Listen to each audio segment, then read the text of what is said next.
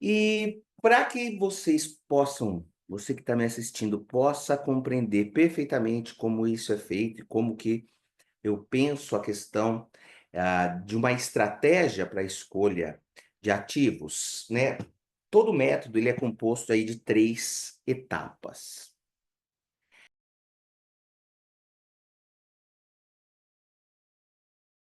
Hã, Essas 3 etapas são as mesmas, a ideia mesma do livro Aprenda a Investir por Conta Própria. E ele é baseado em 3 passos, que é conhecer, escolher e gerenciar, tá bom? Hã, a parte do conhecer foram os 2 primeiros blocos de aula. E a gente depois, né, nesse bloco, a gente vai basicamente falar sobre como escolher os ativos que são melhores para si. Na parte do conhecer, então, nós temos 3 investimentos que nós vimos com mais profundidade, além dos fundos de renda fixa, que a gente deu uma passada. Tesouro Direto, que é a gente emprestar dinheiro para o Tesouro Nacional. CDBs, que é um título de renda fixa, em que a gente empresta dinheiro para uma instituição financeira e ela faz o que ela quiser com o dinheiro, em termos de ela empresta para qualquer tipo de, ah, operação de crédito. E temos as LCIs e LCAs, em que a gente empresta para um banco e eles vão emprestar ou para mercado imobiliário, se for uma LCI, ou para o mercado agropecuário, se for uma LCA. E aí a gente viu algumas características. No Tesouro Direto, nós temos 3 tipos principais de títulos que nós podemos comprar. Podemos comprar aqueles títulos que são indexados à taxa Selic, eles vão render Selic. Eu posso prefixar, e a gente tem aquela marcação a mercado que faz o dinheiro, né, o valor investido, ele ter uma volatilidade até a data do vencimento. Vencimentos mais longos vão ter uma volatilidade ainda maior, só que lá no final a gente vai receber exatamente aquilo que foi pré-acordado. E temos o Tesouro IPCA, que nos paga uma taxa acima da inflação, que é o IPCA. Esse também tem volatilidade, porque eles são marcados a mercado no Tesouro Direto. CDBs, LCIs e LCAs, a primeira grande diferença é que eles não vão ter, um título que rende Selic. Eles vão ter um título que rende taxa DI ou CDI. Em geral, um percentual disso, 110% do CDI, do CDI.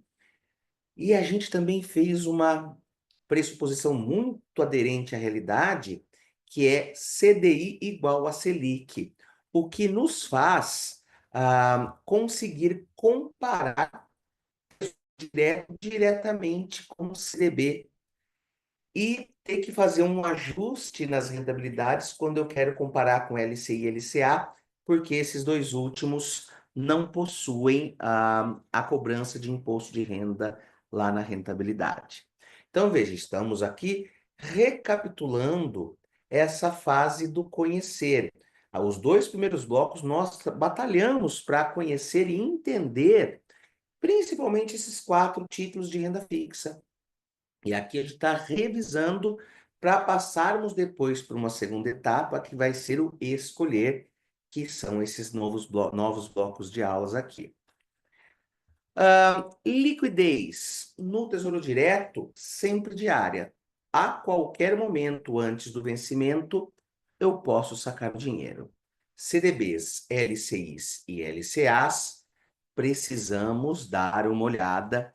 A gente já também citou nas aulas anteriores que houve uma mudança na legislação e LCIs e LCAs possuem um prazo de carência agora, 9 meses, 1 ano.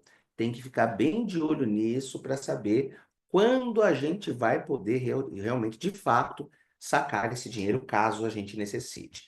Então, CDBs, LCIs e LCAs, de olho se for o caso de precisar ter liquidez. Imposto de renda, Tesouro Direto e CDBs, as mesmas alíquotas.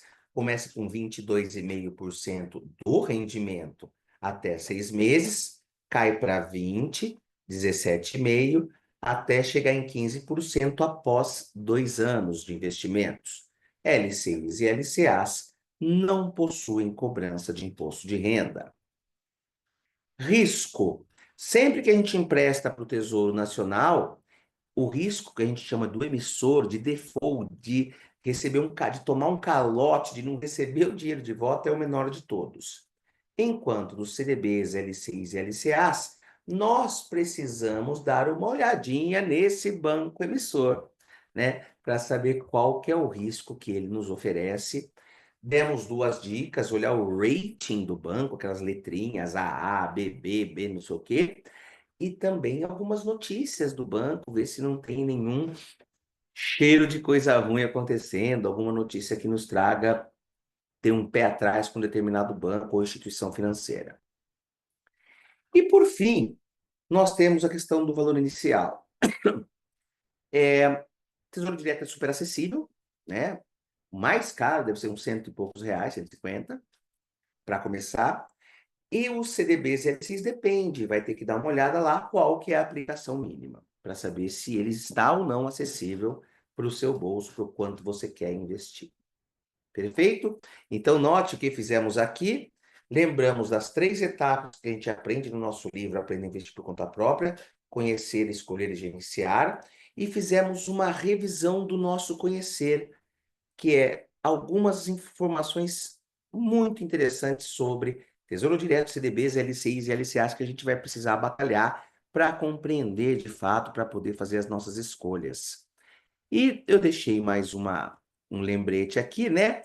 Que existem vários prazos diferentes para todas essas aplicações, né? CDBs e LCIs e LCAs têm prazos bem diferentes, chegando aí de 30 dias para 3, 4 mil dias, tá? Então também precisamos ficar de olho nos prazos de vencimento, por quanto tempo eu posso deixar esse dinheiro investido. Isto posto, e ninguém consegue aprender isso num toque de mágica, a gente sempre aconselha, começa com poucos ativos, o que você entende, vai criando essa consciência, essa concepção de como as coisas funcionam para depois conseguir dar os outros passos. Precisa querer, eu quero investir um monte de coisa ao mesmo tempo, acaba se perdendo e não é condizente com o nosso processo aqui. Precisa ser simples e a gente entender o que está fazendo.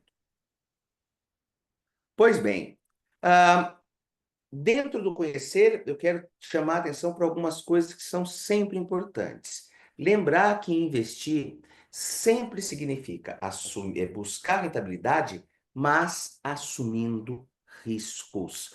Não é porque estamos no renda fixa que os riscos sumiram. Temos riscos das mais diversas naturezas. A gente pode perder da inflação em determinados momentos, dependendo do tipo de investimento que você faz. Você pode não performar como havia planejado. Nossa, eu acho que essa é uma boa estratégia, colocar no renda fixa desse jeito e depois falar, nossa, isso aqui foi muito ruim. Tem o risco do emissor, quando é um banco ou uma instituição financeira, para CDBs, para esses títulos privados principalmente. E temos a questão da volatilidade, principalmente nos títulos marcados a mercado de renda fixa. Então, sempre vai ter riscos, temos que estar cientes dele. Aí a gente vai estar investindo. Toda vez que a gente colocar o nosso dinheiro num investimento e a gente conseguir entender quais são os riscos daquele investimento, eu estou investindo. Toda vez que a pessoa tem dinheiro aplicado e não tem clareza dos riscos e está buscando rentabilidade, está fazendo qualquer coisa, menos investindo. Está mais perto de apostando.